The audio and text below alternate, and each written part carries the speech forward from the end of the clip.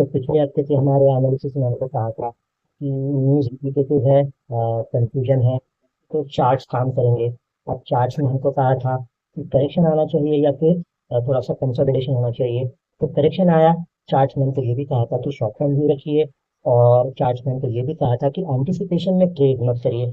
और ये सारी चीज़ें हमने हमारे एनालिसिस में शामिल की, हमारे ट्रेडिंग प्लान में शामिल की, जो बहुत अच्छे से हमारे लिए काम कर गई पिछले हफ्ते। डोनाल्ड ट्रंप की चाइना की ट्रिप काफी डिसअपॉइंटिंग रही। वैसे ज्यादा उम्मीदें थी नहीं, बट उम्मीदें तो थी, कुछ हुआ नहीं।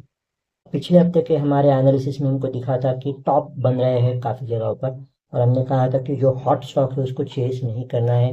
ये बहुत सही से काम में आया, क्योंकि जो मोमेंटम बेस्ड चीजें दिख रही थी, कुछ सेक्टर्स की हमने बात की थी, एनर्जी था, small cap, mid cap, micro cap, वो ट्रेड्स नहीं काम आए। उनमें टॉप्स बहुत जल्दी से बन गए, और फिर काफ़ी अच्छा वाला करेक्शन उसमें आया।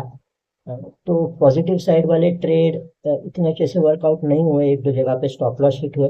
बट नेगेटिव साइड वाले ट्रेड जो पुट के जरिए में ले सका, तो क्योंकि व्यू था कि रिस्क है, तो इसलिए पॉजिटिव साइड वाले ट्रेड में ज़्यादा कैपिटल नहीं था, तो थोड़ा सा नुकसान हुआ। बट ट्रेडिंग में अगर एक्टिव ट्रेडिंग है तो ये तो होना ही है, बट ये बिजनेस लॉस है।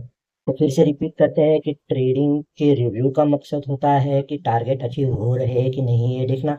उसका मकसद ये भी होता है कि हमारे प्लान्स सही से काम कर रहे हैं कि नहीं ये देखना। और उसका मकसद ये भी होता है कि अगर हमारे प्लान्स काम कर रहे हैं, तो वहाँ से जो कॉन्फिडेंस आता है वो अगले हफ्ते के हमारे प्लानिंग में अपने आप छलक छलक जाएगा, अपने आप दिखेगा। और अगले हफ्ते हम और ज़्यादा तैयारी के साथ और ज़्यादा कॉन्फिडेंस के साथ ट्रेडिंग कर पाएंगे, इन्वेस्टमेंट के डिसीजंस ले पाएंगे।